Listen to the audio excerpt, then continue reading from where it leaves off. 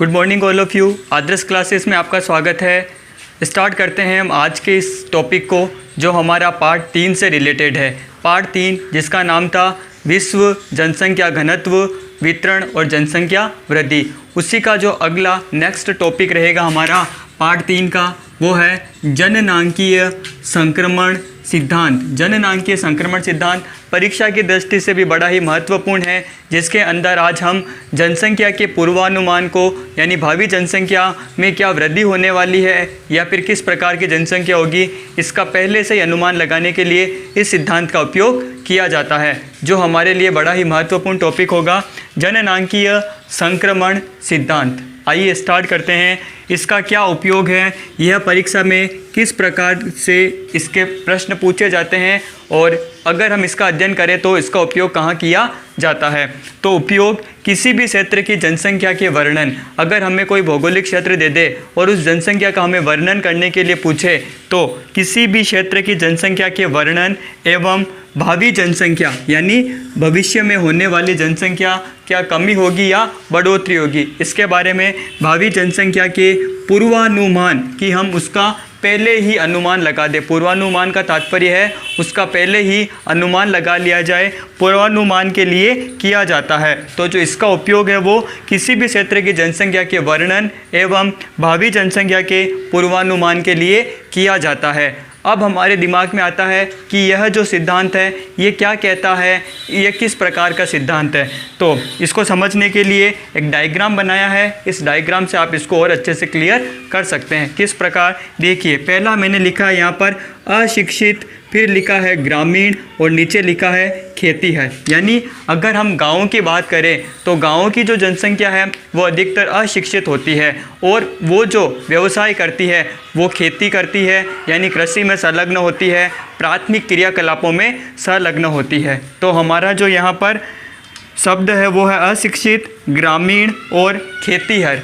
यहाँ के बाद में आप देखेंगे जननांकीय संक्रमण कि कुछ ऐसा वक्त आता है, भविष्य में कुछ बदलाव आते हैं जिससे यह जो जनसंख्या है वो धीरे धीरे विद्यालय यानी शिक्षा के प्रसार के कारण अशिक्षित से क्या हो जाएगी, शिक्षित हो जाएगी।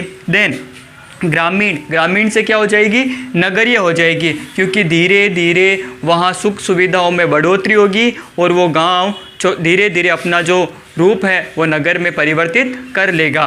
तत्पश्चात वो जो लोग खेती में संलग्न थे वो आसपास के उद्योग धंधों में संलग्न हो जाएंगे, वहाँ पर अपना भरण पोषण करना प्रारंभ कर देंगे।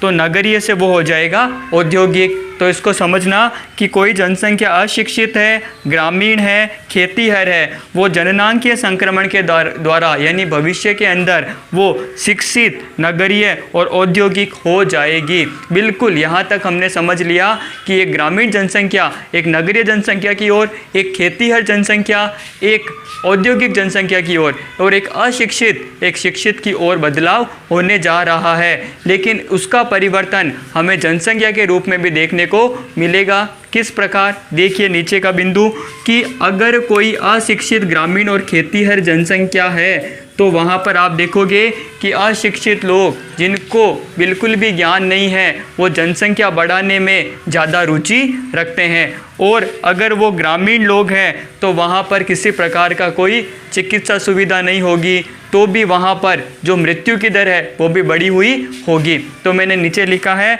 उच्च जन्म दर और उच्च ही मृत्यु दर, यानी यहाँ पर जन्म दर भी ज़्यादा होगी और मृत्यु दर भी ज़्यादा होगी। क्यों होगी? क्योंकि लोग अशिक्षित हैं तो वो जनसंख्या बढ़ाने में रुचि रखते हैं, उनको जनसंख्या कम करने का कोई अंदाज़ा नहीं होता।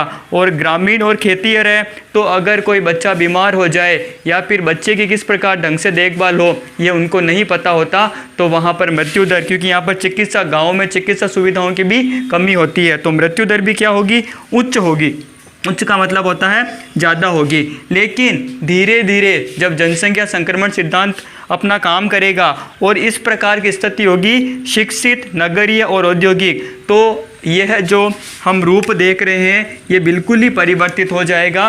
किस प्रकार, देखो आप कि वहाँ पर निम्न जन्म दर होगी। निम्न जन्म दर का मतलब है लोग जनसंख्या वृद्धि को रोकने के प्रयास करेंगे, क्योंकि लोग शिक्षित हैं, लोग साक्षर हैं, तो जनसंख्या को बढ़ाने पर जोर कम देंगे और जनसंख्या को कम करने पर ज़्यादा से ज़्यादा ध्यान दिया जाएगा। उसके बाद में आप देखो निम्न मृत्यु दर, यानी मरने वालों की संख्या भी क्या हो चुकी है, निम्न हो चुकी है। निम्न कैसे, कि यहाँ पर शहर है तो लोग शिक्षित भी है, तो थोड़ी सी बीमारी यानी बच्चे को हल्का सा बुखार भी आ गया तो उसको तुरंत हॉस्पिटल में दिखाया जाएगा और उसकी जो मृत्यु होने वाली हो उससे उसको बचा लिया जाएगा। और साथ ही साथ शिक्षित भी है तो वो लोग बच्चे की देखभाल भी ढंग से करते हैं, टीके लगवाना, उसकी विशेष सुविधाएं, उसका ध्यान रखना, जिससे मृत्यु दर में क्या आ जाती है, गिरावट। तो इस प्रकार समझना कि अशिक्षित, ग्रामीण और खेतीहर जहाँ पर जनसंख्या होगी वहाँ पर उच्च जन्म दर और उच्च मृत्यु दर पाई जाएगी। जहाँ पर शिक्षित, नगरीय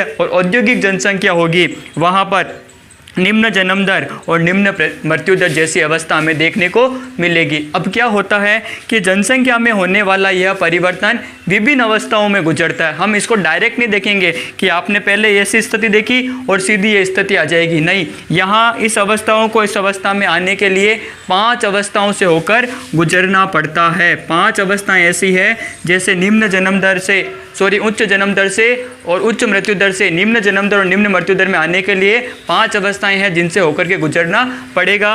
वो जो 5 अवस्थाएं हैं वो मैं अभी आपको समझाता हूँ, एक बार आप इसका स्क्रीनशॉट ले लीजिए।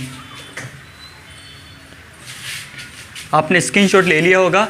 अब उसी के आगे हम कंटिन्यू पढ़ेंगे कि जैसे मैंने अभी जस्ट आपको बताया था कि ये जो सिद्धांत है ये 5 अवस्थाओं से होकर गुजरता है। तो परीक्षा की दृष्टि से परीक्षा के हिसाब से महत्वपूर्ण हो गया कि किस प्रकार कौन सी ऐसी 5 अवस्थाएं हैं जो इसको रिप्रेजेंट करती है। आइए, यह संपूर्ण परिवर्तन 5 अवस्थाओं से होकर गुजरता है। यहाँ जो पहली अवस्था है वो हमारे जनसंख्या संक्रमण सिद्धांत की अभी जो डायग्राम बनाया था उसकी ही पहली अवस्था है, जिसमें आप देखेंगे उच्च जन्म दर और उच्च मृत्यु दर। चूँकि ग्रामीण इलाका है वहाँ पर चिकित्सा सुविधाओं का अभाव है और वहाँ के लोग अशिक्षित है, तो यहाँ पर उच्च जन्म दर है यानी जन्म दर भी ज़्यादा है और मरने वाले यानी मृत्यु दर भी कैसी है, उच्च है। लेकिन इस अवस्था को धीरे धीरे परिवर्तन होता है और कुछ एक क्षेत्र में चिकित्सा सुविधाएं लागू हो जाती है और लोग पढ़ाई की तरफ, अध्ययन की तरफ रुझान बढ़ाते हैं। तो यहाँ पर आपको चेंजेस दिखेगा दूसरी अवस्था में। दूसरी अवस्था ये कहती है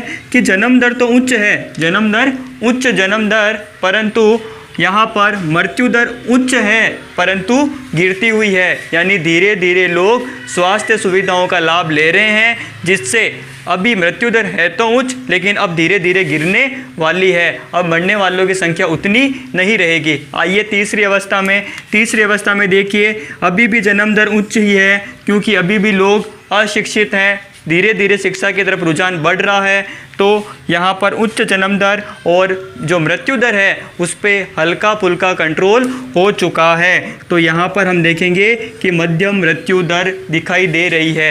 अब हमारे दिमाग में एक और प्रश्न आ रहा है कि ये जो कहाँ पर ऐसी चीज़ें हमें देखने को मिलेगी, तो इसके लिए हम एक और कक्षा रखेंगे जिसमें हम देखेंगे कि ये कौन सी अवस्थाएं कौन से देश को रिप्रेजेंट कर रही है। आइए आगे हम देख रहे हैं चौथी अवस्था, जिसमें लिखा हुआ है कि मध्यम जन्म दर। यहाँ पर आप जन्म दर के अंदर मध्यम लिखा हुआ देख रहे हैं, इसका मतलब लोग शिक्षा की तरफ आगे बढ़ चुके हैं और उन्होंने अब जन्म दर को भी कंट्रोल कर लिया है। यहाँ पर लोगों ने परिवार नियोजन कार्यक्रम को अपना लिया है, इसीलिए मध्यम जन्म दर हमें दिखाई दे रही है। और जो मृत्यु दर थी उसके ऊपर अच्छी तरीके से कंट्रोल हो चुका है। निम्न मृत्यु दर, अब मरने वालों की संख्या बहुत ही कम हो चुकी है क्योंकि स्वास्थ्य सुविधाएं भी आ गई है और लोग शिक्षित भी हो चुके हैं, तो वो अन्यत्र कहीं जाकर झाड़ फूक की ओर ध्यान नहीं देते। आइए अगला पांचवा जो है हमारे पास में वो है निम्न जन्म दर, यानी अब लोगों ने पूर्ण रूपेण जन्म दर को कंट्रोल कर लिया है। और निम्न मृत्यु दर, जो मृत्यु दर है वो भी अब काबू में आ चुकी है। ये थी हमारे जनसंख्या संक्रमण सिद्धांत की 5 अवस्थाएं। पहली अवस्था है उच्च जन्म दर। ये जो अवस्थाएं हैं ये दोनों हमने अभी कनेक्ट की थी। पहली और पाँचवीं। देखिए आप, उच्च जन्म दर और उच्च मृत्यु दर। दूसरी के अंदर जन्म दर आपकी ऊंची रहेगी, यहाँ कोई चेंजेस नहीं है, लेकिन मृत्यु दर अभी उच्च है और साथ ही साथ गिर रही है यानी कम हो रही है। देन उच्च जन्म दर और मध्यम मृत्यु दर, यहाँ पर मृत्यु दर पे कंट्रोल होने लग चुका है। देन उसके बाद में मध्यम जन्म दर और निम्न मृत्यु दर, यहाँ पर जन्म दर हो गई है मध्यम और मृत्यु दर हो गई है निम्न। अंतिम लास्ट एंड फाइनल निम्न जन्म दर और निम्न ही मृत्यु दर। अब आता है कि इनके ऊपर कौन कौन से विद्वानों ने विचार प्रकट किए थे, जो 1 नंबर का हमारे लिए महत्वपूर्ण प्रश्न बन सकता है। तो इसके विद्वान या इसके विचारक है जनसंख्या संक्रमण सिद्धांत के, जननांकीय संक्रमण सिद्धांत के, जो है ब्लेकर, साइमन और बर्गडोल्फर। ब्लेकर, साइमन और बर्गडोल्फर। इसी वीडियो को हम कंटिन्यू रखेंगे, जिसके अंदर मैं आपको बताऊंगा इन 5 अवस्थाओं से कौन कौन से देश जुड़े हुए हैं। अभी तक के लिए धन्यवाद।